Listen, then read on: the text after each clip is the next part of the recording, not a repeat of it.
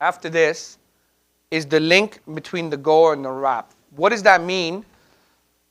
In the past, what's happened is we would discuss God, oneness, and the challenge will become, because people still have these shubahats, these doubts about life. And there's other things, there are barriers to the dawah that sometimes we don't bring out. Like, for example, I was downtown and I was giving dawah in Toronto, and this guy's like, yeah, okay, maybe there's a God, maybe he's one, but look at all these, the planet Earth, look at all these wars that are happening. Look at all of these destructions. Look at all of these people dying. Look at cancer. All of these kind of things, right? So these sometimes become the barrier. So we need to explain to them, that, so let me give you an example.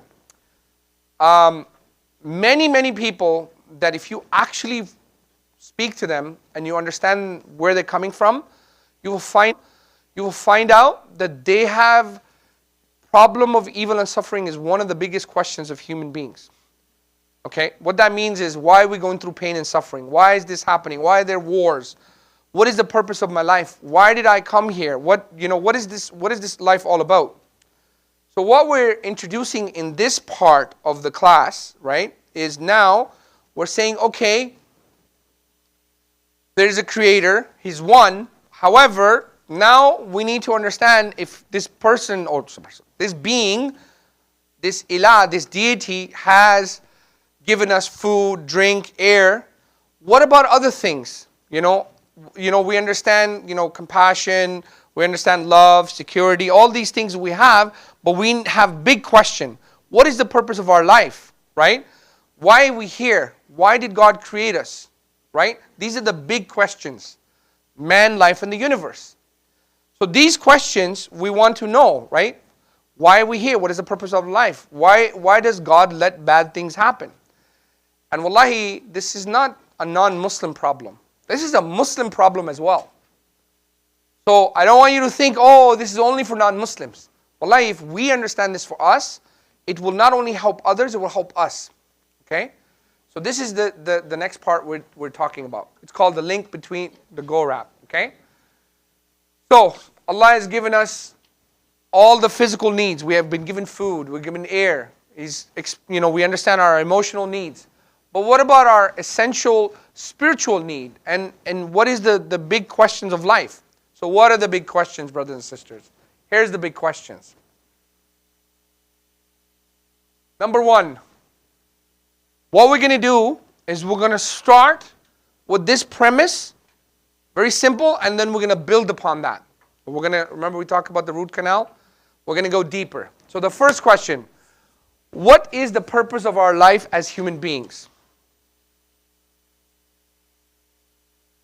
Yeah, as a belief, as human beings. Okay? Who can tell us? Somebody got a mic? Somebody has a mic? Sisters? No, sister has a mic. Okay? Can you give it to one of the sisters in the back? Okay, go ahead. As Muslims, we believe that our purpose is to worship Allah subhanahu wa ta'ala and to do ibadah. Okay, excellent. But what is that? Wait, don't give away the mic. What does that mean? What do you mean? Okay, what is worship? Well, for us, we're taught that worship consists of, praying salah, fulfilling our 5 pillars of Islam. It could be something as simple as, giving da'wah in the smallest of things, smiling at your brother and sister in Islam, giving sadaqah and charity in little ways. Excellent. Excellent. So here's the point. You want to give it to the sister next to you?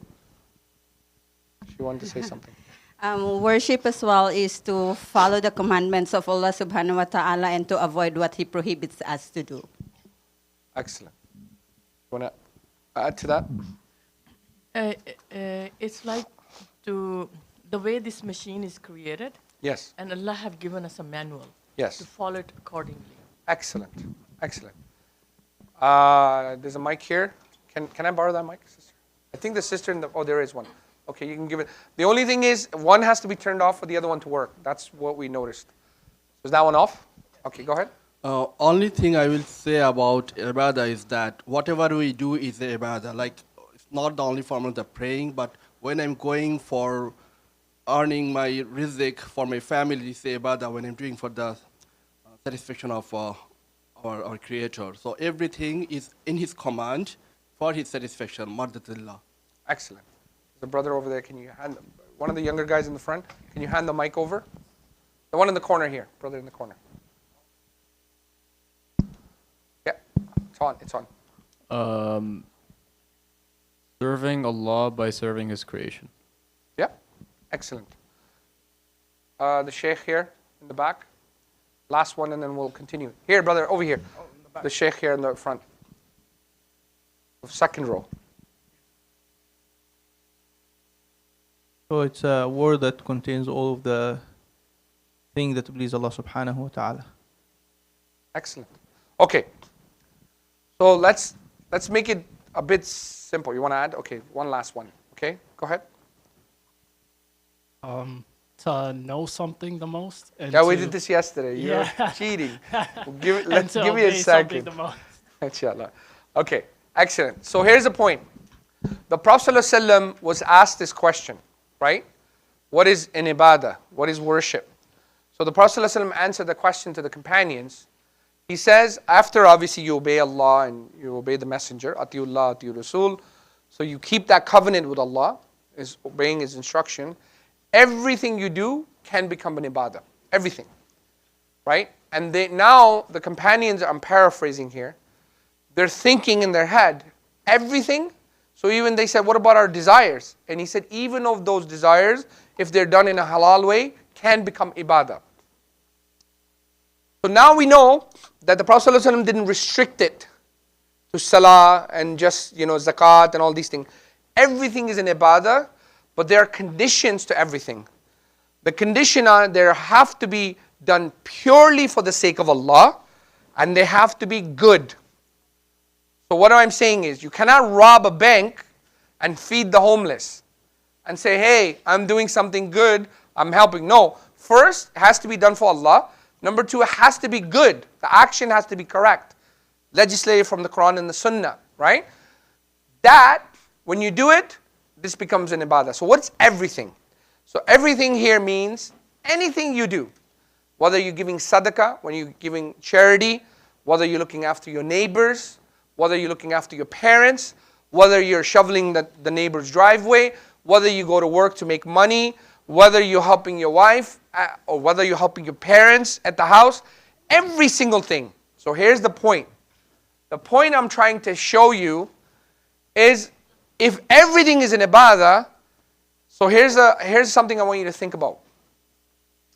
You know the story of Ayub alayhi salam in the Quran? Put your hands up if have you guys taken the Qasas al-Anbiya, the stories of the Anbiya? Put your hands up if you've done Qasas of Anbiya. 1, 2, 3, 4, 5. Okay, brothers and sisters, please, wallahi, there's some things that as a Muslim we should all learn. Names of Allah subhanahu wa ta'ala, who Allah is, Qasas of Anbiya, the stories of the Anbiya. One of the things that helped me to understand Islam is to know what the message of the Anbiya was and what did they go through. Because they are ibra for us, right? They are our way of understanding life. So, here's the point. When you look at, Yaqub alayhi salam, right? Ayub alayhi salam, sorry I said the wrong. Ayub alayhi salam, what did he go through? So, he went through, he had everything, he lost his family, he lost his children, his kids died, his wives left him. The people threw him out of his city because he was sick, so sick that there were maggots coming out of his body. Yes? And they didn't want to even go near him. So everyone deserted him except one of his wives. Okay? Everyone deserted him. And he went through so much pain and suffering. Now the question we need to understand, when he was, going through this pain and trouble, what did his wife say? Right? And she says, he was saying to her, are you now going to complain? After all these years we had good times, and now for a little bit we're going through difficult time. Now we're going to complain about Allah. If you understand the story, the Qasas Anbiya, right? Ayub alayhi salam. But I want to ask you a question. When did he complain? Can anybody tell me? Subhanallah. So his body was full of maggots. The disease was all over his body. He didn't complain. When he complained, when the maggots started to eat his tongue. Why? Because the one thing he said, oh Allah, Allah says, are you unhappy with me? Are you displeased with me? He said, no Allah, I'm not displeased with you. But the one thing I had left was my tongue that I used to do dhikr. Now I'm losing that. So what do we learn from this? That when did he complain? When it goes against ibadah. When we cannot worship our Rabb, our Creator. So, the purpose of our life is to worship God, and everything we do is worship. Everything is an ibadah. And if everything is an ibadah, then if there's a Creator, why does the Creator let bad things happen? That's the point. So why does God, because that's the question they'll come with, okay, fine, you say there's a God, and what about the wars? What about in Turkey we had a earthquake and so many people, why did he let this happen? So how do we answer? There's a sister in the back here. There's so many hands up, subhanAllah, I don't know which one to pick. Let's go with the sister in the back, she was the first one. To test our patience. Excellent. So test. Life is a test. What else? Just say it and I'll repeat it back. Without bad, there'd be no good. How would you know? Excellent. Yes, Sheikh.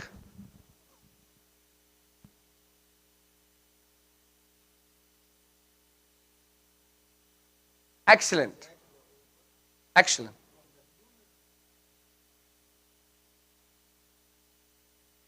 Excellent. So the Sheikh is saying, so look, just one second, just put your hands up. I don't want to leave your hands up. One of the things from understanding Islam, okay, we understand our deen. We never attribute anything negative to Allah. One time I was having a discussion with two Latter-day Saints, Mormons. The one thing I asked the two people that were giving me dawah, I said, look, I want you to explain to me, where does evil come from? And they just couldn't explain it. If everything's created by God, evil must be created by God, right? Their logical head would say, yeah. I said, no. In Islam, we believe Allah does not create anything that's evil. Everything from Allah is good. It's the perception how we understand it to be evil. So now, before you answer my questions, I want to take you a little further. And I want to explain to you how I explained in the dawah. So John, I always like using John. I don't know who John is. So John, I understand that you have this question about, all these tsunamis and people dying. So let me explain to you, John, what does Islam explain? So we believe in Islam, Allah subhanahu wa ta'ala tells us, there's many reasons why things are going wrong or bad as you see them to be. Like for example, life is a test, we're here to be tested. However, tests could be dependent and contingent on the person. It's not always to that person. Like for example, if your daughter has, or somebody's daughter has cancer, it's not the test for the daughter. It could be the test for the parents. How are they going to deal with the daughter? It could be the test for the medical doctor. Is he going to charge a more amount of money to save that person? Right? So it's not just the test for that person, number one. Number two, John, for us in Islam, when we see calamities, remember the premise for us is that life is here, we're here, the purpose of our life is to worship God. So John, what is worship in Islam? Everything is worship. As long as you're following the command of Allah, God, and you're obeying Allah and His Messenger, as long as you keep that covenant, everything else becomes worship. Even bad things. So let me give you an example, John. Imagine there's a tsunami and 100,000 people die. Is that bad, John? Yes, it is. Okay. So John, in Islam, Allah subhanahu wa ta'ala is saying, okay, what are you going to do about it? So for example, if there's a tsunami, we as Muslims have to go and help bury our loved ones, right? Which are human beings that may be suffering. So burying people is part of worship. It's an ibadah. When those people died, we have to bury them. That's worship. Then we help by sending funds over or giving them money so they can rebuild their lives. Rebuilding life is part of worship because it's done purely for God and it's good. And then when we're rebuilding the creation, building creation is part of worship. Doing work, All of this becomes ibadah. So now, John, what you saw it to be very negative, in Islam actually becomes positive. Because everything is based on worship. And ibadah leads to Jannah. It's not pain and suffering or good things that lead to Jannah. It's worship. Yes, brother.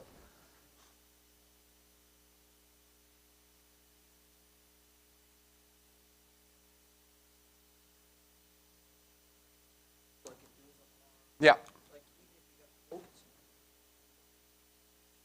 Excellent, yeah. We had a brother here with his leg yesterday. Who was the brother? And I was saying, look, your sins are being lessened. Yes, we understand that. But the question is, this is really, we need to build these premises with people. Why they're going through pain and suffering. Like we had one brother, his Muslim guy, his brother passed away, he left Islam. He stopped praying. Why? Because he didn't understand that life is a test. Allah subhanahu wa ta'ala tests you with your wealth, your health, your children. Everything is a test for you. But in that test, is not so just Allah is some evil monster, na'uz billah, sitting there and wants to test you. No, He wants to purify you. He wants you to understand the big purpose of life. You guys understand this point? So this is really important. If there is a creator, why does the creator let bad things happen? The challenge is, most people are asking this question, and we as Muslims have the answers, and we're not giving them. So we get on this robotic argument debate mode, but we don't explain the meanings. So here's what I'm saying. So you start with Allah is all-knowing and all-wise. Why? Because we don't know the outcome of every situation. If we knew the answer for everything, what would that make us? It would make us Allah, astaghfirullah. Yes? So we don't know every reason, but Allah has given us some reason that we can understand. We can rationalize why things could happen. So this is what we're trying to explain. And we study that from the, in Surah Baqarah, the story of Al-Khidr and Musa. It teaches us big lessons. Surah Kahf, sorry. I'm sorry. Yeah, Surah Kahf. So it teaches us a lesson about Allah knows He's the all-knowing, all-wise, and we don't understand all of His knowledge. From that, we explain that life is worship. Okay? So the next question is somebody have a question about this so far? Because I know the hands up and I said just hold on a second. Yes, brother.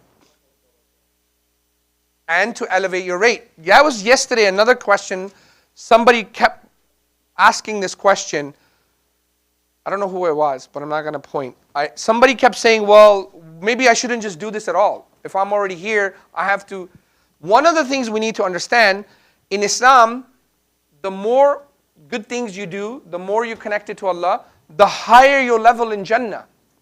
Because if everybody's going to be in the same place, then why would I work hard? And that's rational, intuitive in and of life. The more hard work you do, the more reward you get in this life. Allah subhanahu wa ta'ala is the same way. The more effort you make, the more reward you'll get. Right? Not saying the people on the lower heaven will not, but everyone will be given based on what effort they made. Inshallah.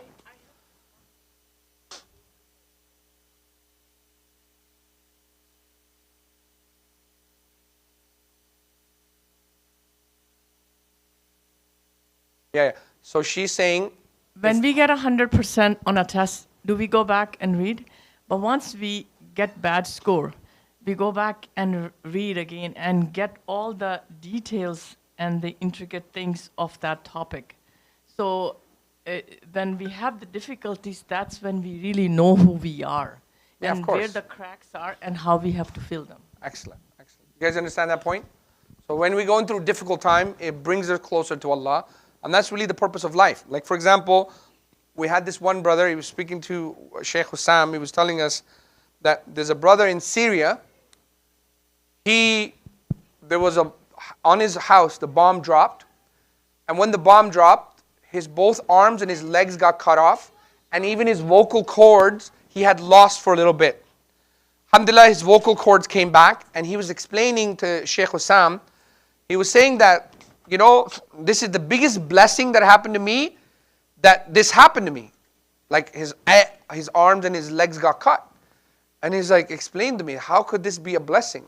Because before this, When I used to pray, I was like a chicken. I would bop my head, dump down, and just get up and do it.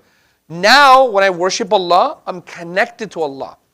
And this is the best blessing that I've ever had. Why? Because now I know, as long as I'm connected to Allah, at some point Allah will forgive all my sins. And this is a guarantee from Allah subhanahu wa ta'ala to us as believers. Yeah? Inshallah. But let me ask you one last question, just to add to that. In Jannah, right? So in Jannah, what is the highest reward we'll get? Can anybody tell us? Let's get someone different. Brother in the back. Jazakallah khair. One of the biggest reward, because it's not just going to Jannah. Like, for example, Allah subhanahu wa ta'ala says in Jannah you'll get rivers of honey and milk and wine. Someone can say, I already get milk and I already get wine and I get honey as much as I go to Costco, buy as much as I want, right? Someone can say you have beautiful spouses, they're, so and so. But like, yeah, I can date many girls. They can use their logic, right? Like, for example, I remember listening to one talk about with Brother Noman. He was in California, and this Muslim family flew him out there to speak to their son.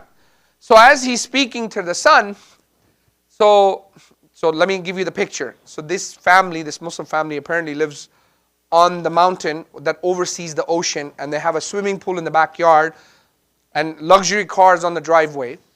So brother is speaking to this child, right? I'm just quoting what I heard from Naman. So Allahu Alam how true it is or it's not.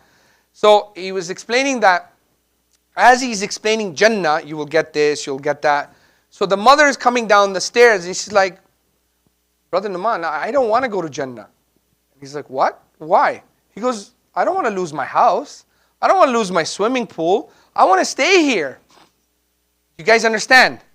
So some people, this becomes their Jannah. But the point is, as Allah subhanahu wa ta'ala says, you get rivers of honey and milk and wine, beautiful spouses, homes made out of gold and silver. These are just, it's like somebody explained this. It's like you go to a party and someone brings in the appetizers. These are appetizers. The real stuff isn't the appetizer, okay? The real stuff is, first of all, one thing, when you're getting these things, like Allah subhanahu wa ta'ala said, the fruit will be presented to you, and it'll be like fruit that you eat that looks the same, but every time you will eat, it will be better than the last time. So your reward will keep getting higher and higher, and the taste and all the feelings will get better and better. But the greatest feeling is to see your Rabb with your own eyes. Yes, Sheikh. It's beautiful, mashallah. May Allah bless you, Brother Ali. So, yeah, we have to differentiate when talking to people as the ultimate goal, what they're looking for this life. Most people, they're going to be happy, looking for happiness. And that's why we have to distinguish about what they gain in this life. It's not happiness. It is a pleasure.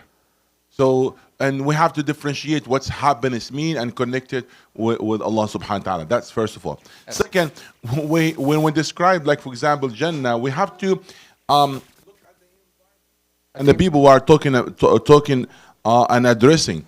It happened one Sheikh, he was talking in Halifax about the Jannah, and after he finished the khutbah, one of the youngest told the Sheikh, he said, you were talking about Jannah or about Halifax? He's talking greenish river, and so he used some of the terminology in Quran, but in the same time he forgot another aspect of it, which is more important than talk about Jannah. The Jannah, for example, la maqtu'atin wa la mamnu'a. So this is the important things. What I meant from this, like when you talk to Jannah about people, they're already in a life that they have a lot of pleasure and lust. So you talk to them with the things that might grab their attention. So in Jannah, there's no any restrictions that has been here. What even was haram here is not gonna be haram is there. And only what you need to do to control your desires in this, and for temporary period of time, you follow the instructions, and whatever haram now will all be halal. You cannot wear silk now, but you're gonna wear it at the day of judgment. You cannot drink khamr, alcohol, but you wanna drink it there and rivers from there. So then you move them to the other mood, the other way of thinking. You know what? Oh, there's no restrictions. I love that. There is no like any of the haram and all of this halal, all that's permissible, and the level of it is something beyond. And at the same time, there's no any chance that you're gonna lose it. That's forever. So na'imun abadi. But that lady, when she said, I don't want to lose it, it's not up to you. Anything could happen. In your area, it's I think the area, it's normal they get a hurricane or or get any a flood, Earthquake. or whatever. Yes, Yep. in America, there's different. So whatever life you have it, you could go back to zero. But in Jannah, you are not gonna lose any of that. It's always you're upgraded, and always you're gonna have different levels. And the Prophet described it. لا مقطوعة إلا when Allah he said in it, there's no eyes have seen, SubhanAllah. and no ear have heard, and no mind have imagined. ولا خطر على قلب بشر. You cannot even imagine what's in there. So this is a very important. We need to use the Quran terminology and the Hadith terminology. However, we need to know at the same time the background of the people that we are talking about. We are talking to, we are addressing. Jazakallah khair. So I hope that this makes sense, because I think this is the challenge that Muslims, we need to explain to people. But we need to start with ibadah. So your starting point is always ibadah. Then after you understand this, like for example, when I used to be in my Jahiliyyah days, I used to be working in a corporation and I had a big salary and all this stuff. And I'll be sitting in the desk and I'm like, is this really my life, that I'm gonna die in this cubicle? Like, is that what I'm meant to be created? You know what I'm saying? So there's only so much happiness you can give someone. Like for example, let's say you like chocolate cake and I give you chocolate cake. And then like, oh, I love this chocolate cake. And I give you another one. And then be like, oh yeah, that's really good. And if I give you third one, fourth one, there's only so much chocolate cake you can have. At some point you get sick of chocolate cake. And that's what you see in humanity. It's like, people, that are in the entertainment world, why do they commit suicide? Like for example, you see these big artists, these, these singers and on these movie stars. Like for example, like Prince. Anybody of you know Prince? Prince, who used to be a singer, he was like world-renowned singer, the best singer, the best. And he was a Jehovah's Witness, actually believed in God. He committed suicide. Why? Because Islam is not just believing in God, it's understanding your complete life. He had women, he had money, he had everything he wanted. He was still not content. And one Sheikh explained to me, really, really good, from Dar Foundation, Sheikh Abdul Aziz. He said, human beings, we always want to elevate ourselves. We want to go to the next level, right? Like if you're learning Quran, you do tajweed, now you want to learn the small surah. From the small surah, you want to go big. In the same way in life, if you're working somewhere, you want to make a little bit more money, get a little bit more. It's part of the fitrah. We want to go towards good things and we will run away from pain. Jannah, Jahannam. So in Dawah, we need to use this balance. It can't always be about Jannah. Sometimes you have to show them pain. Hey, if you don't do this, this could happen.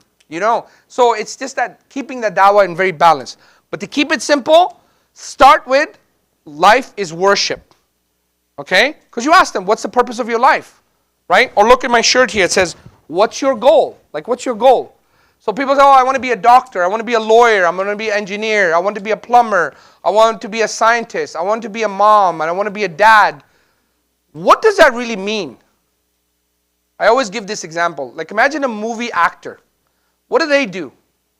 They play roles. Oh, I'm a doctor. I'm a lawyer. I'm an engineer. I'm a plumber. I'm an imam. I'm a sheikh. I'm this. These are roles that you've defined for yourself. In reality, what are we? We're a abd. We're a slave of Allah. Allah owns us.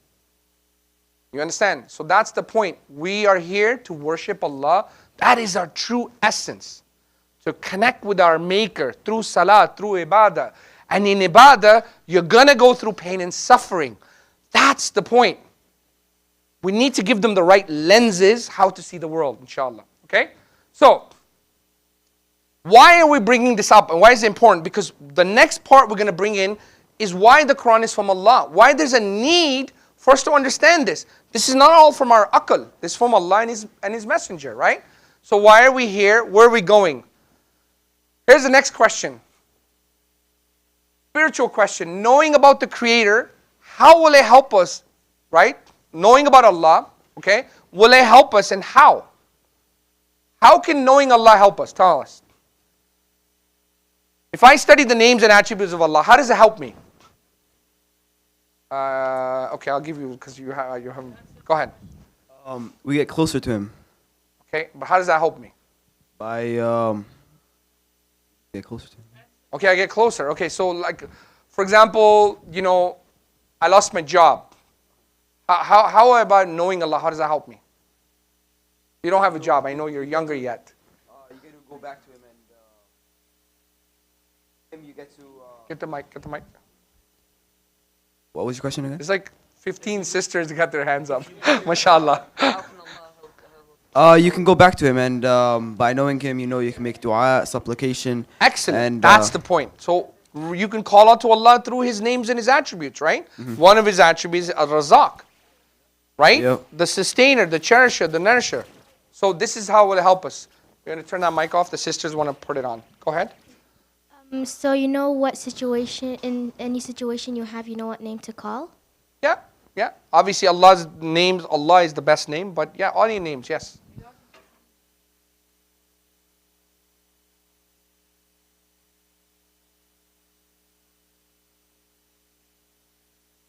That we're gonna die, you accept that this Can is you just all say that right? in the mic again? Yeah, because we're gonna accept the... Start from the and Allah- beginning, sorry. So when we love dies, we say, Inna lillahi wa inna ilayhi raji'un. We realize that this is the fact for all human beings, and this is the, we comfort,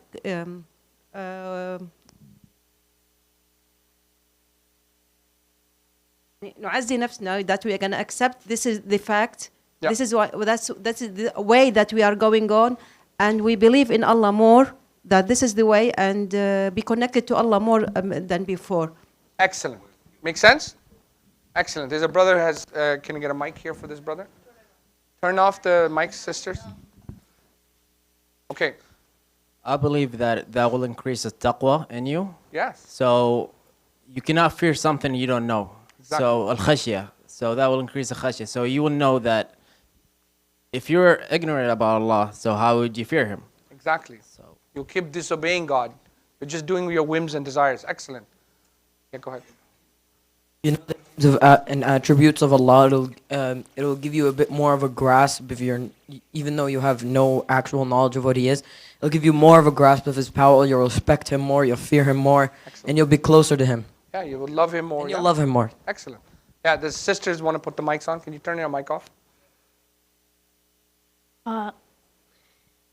It builds reliance on Allah, like taqwa, as he said before. Like, for an example, if you're going to do a test, and yes, you studied, but it gives you more, like, what's it called again? When, like, yeah, there's more tawakkul, reliance on Allah, and it helps you know that there's someone that you can always rely on. There's someone that's always going to be there for you. Even if everyone leaves, Allah is always going to be there for you. Excellent. Jazakallah khair, sister. The word taqwa can't be explained in English. I'll just leave it at that. There's no definition that can give you the answer of taqwa in English. It just will have to compile like 1,000 words, and even then it might be deficient. So, yeah. SubhanAllah. If you want to do that, we can do that later. Okay, so if there's some way to gratitude or thank the Creator, how would we do it? Like, look, it's fitri, right? Like, if somebody opens the door for me, what do I say? Thank you. Right? We thank people for small stuff. Somebody give me a glass of this bottle of water. Thank you, right? If we're thanking people for these small little things, what about the one who gave us life? The one who gave us eyes, the one who gave us hearing, the one who gave us a heart. All of these gifts that Allah has given us, the air, the sun, the moon, the stars, all of these gifts that Allah has given us. And how could we not want to thank whoever created this? But the only way we can thank Him who He is, how He wants to be thanked. Like, how do we thank Allah? Right? Somebody new. I'll get the Sheikh over there in the back corner. On the corner there, the blue. Oh, brother.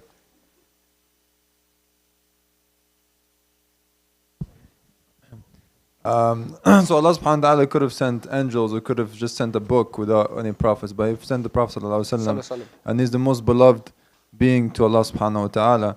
So in that is an example for us. So in order for us to be thankful to Allah subhanahu wa ta'ala, we follow the Prophet sallallahu alaihi wasallam, whose previous sins were forgiven, and his future sins when he was alive were forgiven as well.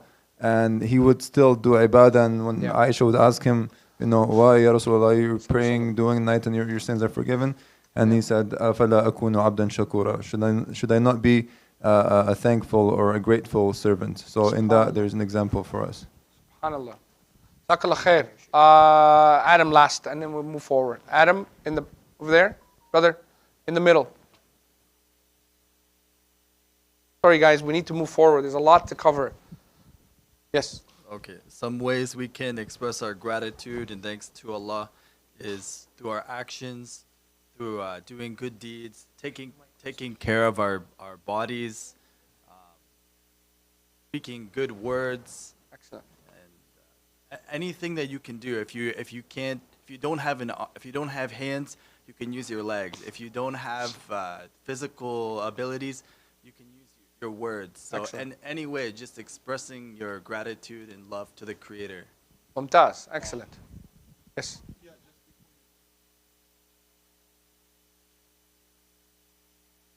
As many of those, they limited the meaning of gratitude and being thankful to Allah subhanahu wa ta'ala to words. It's beyond words. It's actions. As that's Allah subhanahu wa ta'ala said, وَقَلِيلٌ مِنْ عِبَادِيَ الشَّكُورِ. A few of those of my servant are being thankful. So we say all of this, thank you Allah, all praise be Allah. Always we say that in words. So it's beyond wording, it's an action. And the best way to be thankful to Allah subhanahu wa ta'ala about His bounties, that to use those bounties to please Him. Yep. Whatever bounties that Allah subhanahu wa ta'ala you think of it that Allah granted you, use in a way that you to please Allah subhanahu wa ta'ala. So Allah give you aql, mind, make reflection about Allah subhanahu wa ta'ala. Give you heart, connect yourself with Allah subhanahu wa ta'ala. And give you an eye, just do the things that please Allah subhanahu wa ta'ala by that eye. So do not use that blessing to disobey Allah subhanahu wa ta'ala. Whatever blessing, use in the way that you pleasing Him. You then تستخدم نعم الله سبحانه وتعالى في طاعته. This is the best way. So reflect upon the ni'am of Allah, what Allah subhanahu wa ta'ala gave you and gifted you and granted you, and do not be among those being not grateful to Allah subhanahu wa ta'ala. And when you count those ones and think of it, how I could do the maximum effort to utilize that blessing of Allah subhanahu wa ta'ala to please Allah. Excellent. Okay. So, sorry, we're going to have to move forward. There's a lot to cover. Okay. So now we know why is there suffering in the world, right? We understand why is there suffering. It's to purify us. Life is a test. There's a wisdom we may not understand. All of these things are really important, brothers and sisters, okay? One thing I will say that inshallah, with Allah's help, this is not the part to figure everything out. Because this course actually takes at least 5 to 7 days, full days to go through each topic in its entirety. You guys understand the depth of it. So what we'll do is, talking about problem of evil and suffering, we can do different topics on that, just covering these parts, inshallah. Okay? So let's kind of pause this for now. So we're saying, how does God communicate with us and informs us the things that are happening? Now, there's a need for us to explain that we should be given some kind of guidance. As like the sister said earlier, we need some type of manual. We need some way of understanding. Now, what we're saying, in everything in life has a manual. So let me give you an example. This iPad came with a manual. This clicker came with a manual. My shirt came with a manual. But someone can say, I don't see a manual. How to wash it is a manual. Okay? This building came with some kind of instructions, how to operate it. So now someone can say, John can say, okay, all these things that you mentioned, shirts and iPads and clickers and all this stuff, they have a manual because we made them. But what about a tree? It didn't come with a manual. So how do we answer that? We ended up creating a manual ourselves. We did the research. Excellent. Allah gave us the supplies to do the research, and we figured out that it needs sunlight, water. Excellent. And Mabruk. That's amazing. Excellent. So the brother is saying that Allah subhanahu wa ta'ala gave us the ability to understand how things work and has a self-mechanism, a self-manual that's contained in it. So I'll give you an example. Imagine there's a palm tree in Florida. If we were to bring that palm tree into Canada in the winter cold, what will happen to it? It will die. So it has taught us that how we want to operate that. So everything has a manual, even if we understand it or we don't understand it. So now that brings us to the next part, okay? Allah subhanahu wa ta'ala, actually, we got to do a role play because we forgot the role play. So we'll do a quick role play here about problem of evil and suffering, why we're here, what's the purpose of life. So let's do a small example. I'll get you to come on up here, brother. Sure.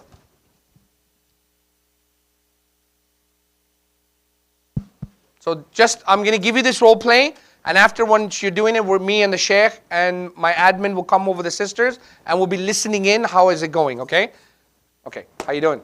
So, so Michael is here. We're talking with Michael. So can you just come closer for the camera? So Michael is asking this question. So we need to explain to Michael, why is there suffering on the earth? What's the need? What the purpose of our life is? Why we're here?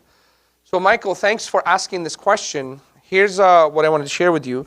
So you agree that there's a creator. You agree that he's one, right? Now, we need to know, what does this creator want for us? What's the purpose of life? Why are we here? Where are we going? So Michael, I know you brought up some things about, your grandmother, who was a really good, lady and very nice person. And she used to go to the church, you told me. She was very connected to God. She would give charity. And she fell from her stairs and she broke her hip. And she never walked again, which later on demise for her to die. And, you're hurt from that. And I really understand that. I'm really sorry to hear that.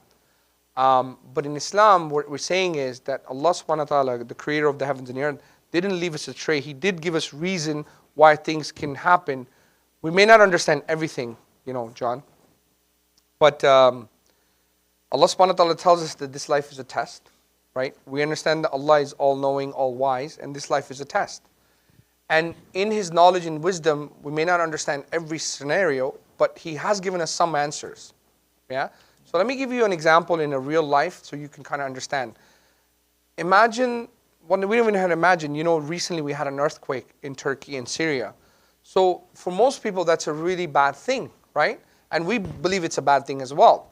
But because life is a test, Allah is asking us as believers, as human beings that, believe that there's a reason, there's a purpose, what are we going to do about it? So we believe that this life is about worship. We're here to worship God. Okay? So everything we do in life, as long as we're doing it for Allah and it's good, it becomes worship. So what we're saying is, in worship, not always good things. Everything we do, so let me define what worship is. To know something the most, to love something the most, or to obey something the most can become worship. So what do we mean if someone is in a tsunami or, like for example, earthquake, now we have to bury those people or first help those people. And helping those people is worship. And then if we find somebody has died, we have to bury them. That becomes worship. Then we have to give them, some rebuilding their life by giving them some charity. That becomes worship. Rebuilding their homes and rebuilding their creation again, or where to live and how to survive, becomes worship. So you see, John, everything in life for us makes sense through these lenses. You understand?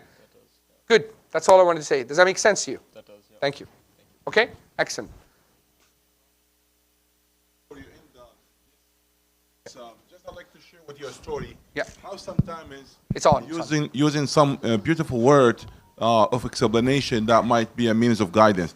So a brother, may Allah shower his soul with a great mercy. He passed away. Brother Sanusi was in a bus station, and a lady, she was there. and because they start the conversation, and she shared with him that she stopped going to the church. And why is that? Because of her son has the Darwin syndrome. It's Mongolian. Yeah. Down syndrome. Yeah. Yes. The Down syndrome. Yeah, this. Yeah. And it was told in the church that's a curse. Yes. And she said, how come that will be a curse from God, and I'm not going to go to the church. But when he heard her saying that, he said, you know what? That's not in our faith, not in our religion. In our religion, that maybe that your means to be to paradise. They said, and he started talking about this and about what's good and bad and how you review the good and bad in this. And you know what? That's a small and simple conversation led her to Islam. And she became Muslim. So sometimes people are waiting, for a beautiful answer from all of you. So they will always make the effort and use simple words to explain what Allah subhanahu wa ta'ala, said in the Quran and what Rasulullah taught us. So do not belittle, this information. And you think, what, that's relevant to da'wah. I'm just giving you an example, existing example from a lady that's only, the conversation was not, they never talk about Allah subhanahu wa ta'ala, about the Prophet. It's only that a conversation, that between her and that brother, and that led her to Islam. So do not belittle these type of information. Jazakallah khair. Yeah, Jazakallah khair. Excellent point. Jazakallah khair for that reminder. This is really important, brothers. Really, really important, sisters. That we need to be able to speak to people. What did we say earlier about the tools? The hammer, the screwdriver, these are different tools you're bringing out based on the discussion. So we're going to use the right tool and the right time for the right person, inshallah. So this is one of the tools, okay? Now, we want everyone to please rise. Pair up in twos. Me, Sheikh, and my admin will look after the sisters. We'll be coming over. Actually, can I get you to help as well, Sheikh? Please. I'll get this, our other Sheikh here. So the three of us are going to walk around and listen in, and we can help them to correct if they're saying, or maybe say it this way. Do you mind, Sheikh? Can we do that? Inshallah. Because it's too many for me to do it alone. Okay. So, based on what we did, okay, go ahead. I'll turn off this. Maybe I'll go first.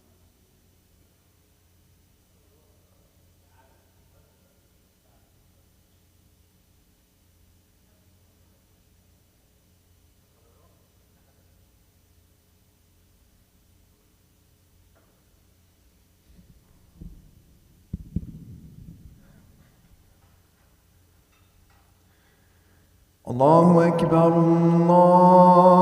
الله أكبر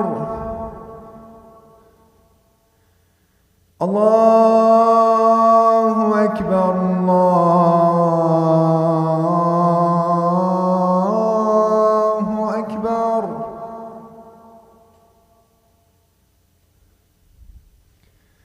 أشهد أن لا إله إلا الله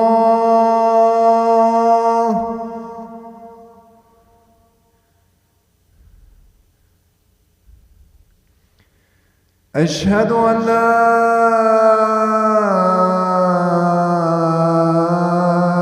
إله إلا الله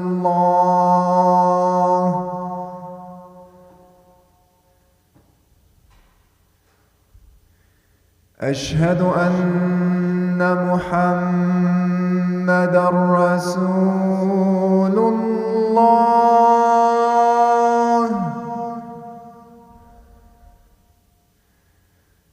أشهد أن محمدًا رسول الله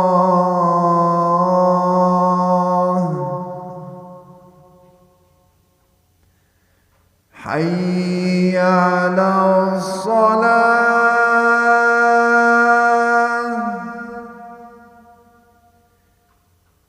حي على الصلاة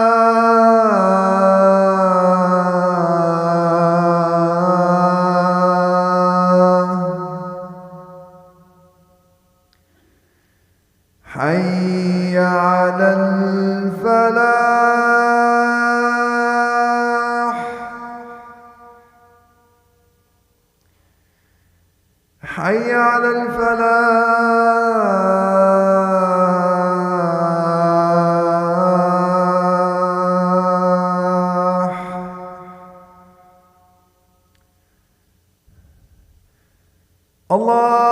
الله أكبر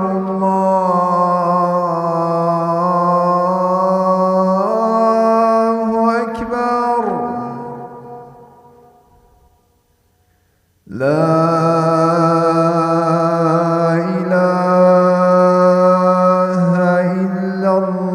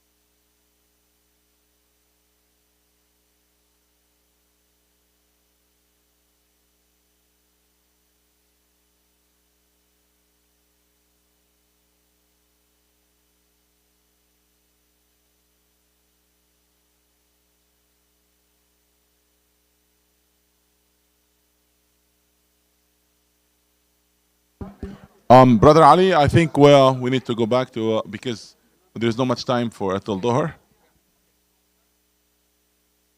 It's at 1, so we have 10 minutes.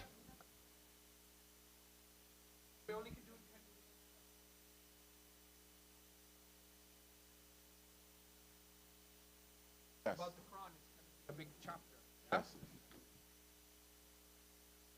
Let's just do.